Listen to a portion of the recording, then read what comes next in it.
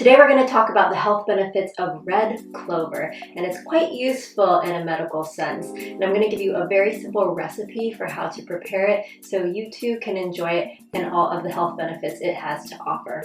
Welcome to True Freedom Permaculture, where I show you all the tips and tricks you need to have a green thumb, even if you weren't born with one. So it's the beginning of summer here in upstate New York, which some of you might know is where I live and where I film from.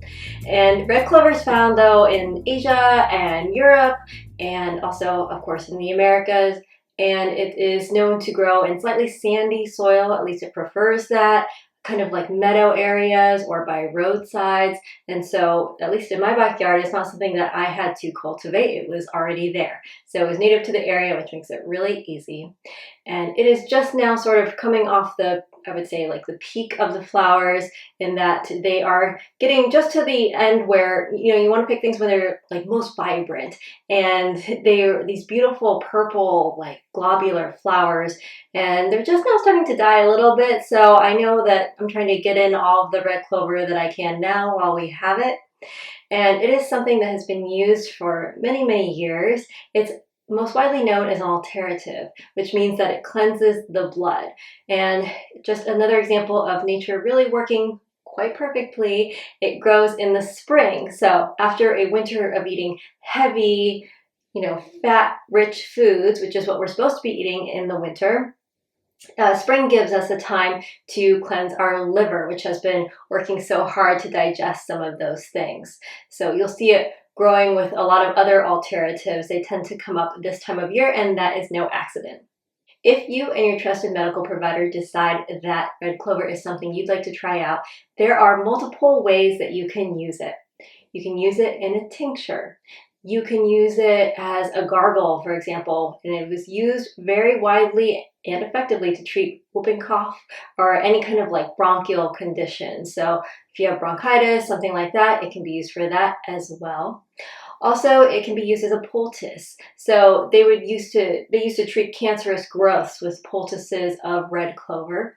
And then finally, this is sort of like an everyday thing you could have. This is red clover tea, and it's couldn't be simpler. I just went outside this morning and I picked some red clover blossoms, just the blossoms, not the leaves, and I let them soak. And I definitely recommend letting them soak in cold water. Make sure it's not hot water because you don't want to infuse them yet.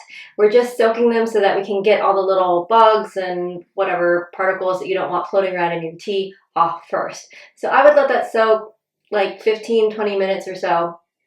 And then you can take them, put them in your tea strainer or teapot, and take some boiling water and pour a cup of boiling water over the fresh flowers. I use about a tablespoon of fresh flowers because in general, you use about a teaspoon of a dried herb to 1 cup of water in order to make a hot infusion. And you figure about when you're using the fresh variety, because it still has the water in it, that it's about like 3 times as much as the dry. Does that make sense? So there's 3 teaspoons in 1 tablespoon. So I used a tablespoon of the fresh flowers. Sorry if that was confusing, but that was my that was my method of thought there. So that's all I did, and once I poured the boiling water over the flowers, I let that steep for about 15 minutes or so. Honestly, it's probably more like 20-25 because I got a little preoccupied. That's okay, it just makes a stronger infusion. And then once that was done, and make sure you cover it so the volatile oils don't escape. But once that was done, then I just strained it out, and I was left with a beautiful cup of tea. Now, as far as flavor,